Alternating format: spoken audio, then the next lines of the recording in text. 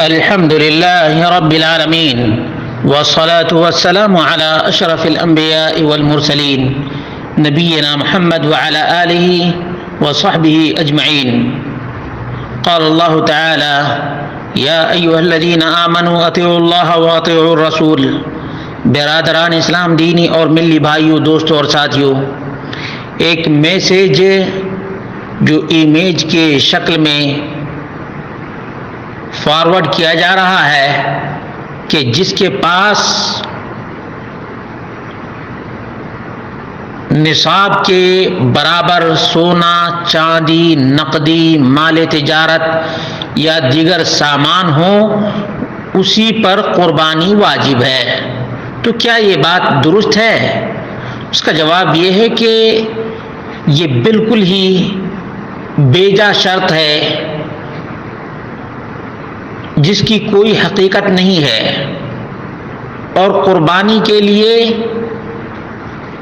نصاب زکوٰۃ کا مالک ہونا لازم اور ضروری نہیں ہے، کیونکہ اللہ کے رسول صلی اللہ علیہ وسلم کا واضح ترین فرمان ہے: من کان لہ سعۃ ولم یضحی فلا یقربن مصلانا. یہ ابو ہریرہ رضی اللہ عنہ سے مروی ہے اور صحیح روایت ہے. صحیح الجامع میں ابن ماجہ کی 2123 نمبر ہے، اور یہ ابن ماجہ کے الفاظ ہیں. مسند احمد میں 8273 ہے کہ جو مسلمان بھی قربانی کی استطاعت رکھتا ہو اور قربانی نہ کرے تو عیدگاہ کی خوشی میں بھی شریک نہ ہو، ہماری عیدگاہ میں بھی نہ جائے. یہ صاف اور واضح ترین بیان ہے نبی کریم صلی اللہ علیہ وسلم کا. کہتے ہیں: الاضحیۃ التی تذبح فی ایام عید الاضحیٰ شعیرۃ من شعائر اللہ.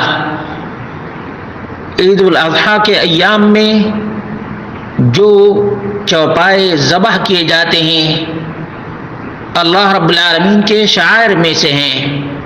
یتقرب بها المسلم الی اللہ عز وجل. قربانی کے ذریعے سے مسلمان اللہ رب العالمین کا تقرب حاصل کرتا ہے. وقد ضحى النبی صلی اللہ علیہ وسلم عن نفسه وعن امته. اللہ کے رسول صلی اللہ علیہ وسلم نے اپنی طرف سے اور اپنی امت کی طرف سے بھی قربانی دی ہے. وفي هذا الحديث يقول النبي صلی اللہ علیہ وسلم: من كان له سعة. اس حدیث میں واضح طور سے اللہ کے رسول صلی اللہ علیہ وسلم بیان کر رہے ہیں کہ جس کے پاس بھی گنجائش ہو، اے من كان لديه القدرة والاستطاعة على شراء اضحية، یعنی جسے بھی قربانی کا جانور خریدنے کی استطاعت اور قدرت ہو اسے ضرور قربانی دینی چاہیے. اور یہ بات بھی یاد رکھیں کہ اللہ کے رسول صلی اللہ علیہ وسلم پر زکوٰۃ کبھی فرض نہیں ہوئی، اس کے باوجود بھی ہر سال آپ صلی اللہ علیہ وسلم قربانی دیتے رہے.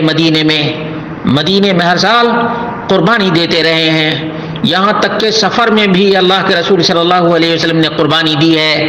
صحیح مسلم کی 1975 نمبر کی روایت ہے عن ثوبان قال ذبح رسول اللہ صلی اللہ علیہ وسلم ضحیتہ.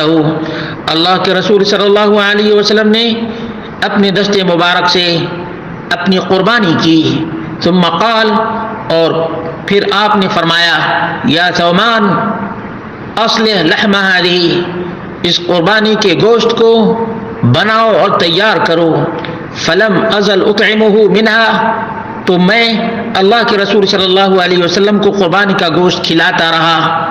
حتی قدم المدینہ، یہاں تک کہ آپ مدینہ پہنچ گئے. امام نووی اس سلسلے میں کہتے ہیں: فیہ ان الضحیہ مشروعۃ للمسافر، مسافر کے لیے بھی قربانی مشروع ہے. کما ہی مشروعۃ للمقیم، جیسا کہ مقیم کے لیے مشروع ہے.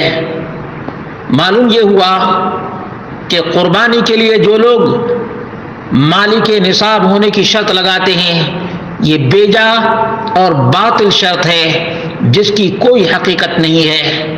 ایک آدمی زکوٰۃ کے نصاب کا مالک نہیں ہوتا لیکن بکرا یا بکری خریدنے کی استطاعت رکھتا ہے، تو کیا وہ قربانی نہیں کرے گا؟ یہ بیجا شرط کا نتیجہ ہے۔ اس لیے ایسے لوگوں کو اللہ رب العالمین سے ڈرنا چاہیے، اور جو شرط کتاب و سنت کے اندر نہیں وہ شرط اپنی طرف سے ایجاد نہیں کرنی چاہیے۔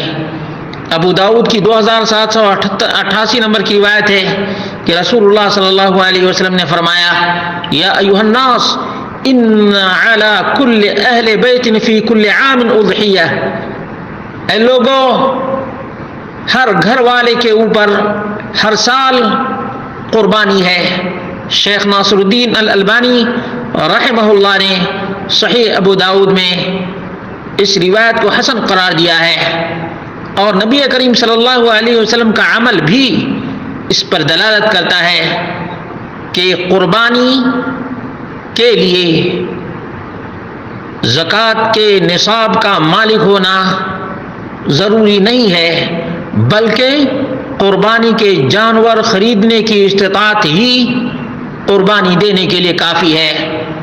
اللہ رب العالمین ہی فہم، شعور، آگہی اور فقہ فی الدین سے نوازنے والا ہے۔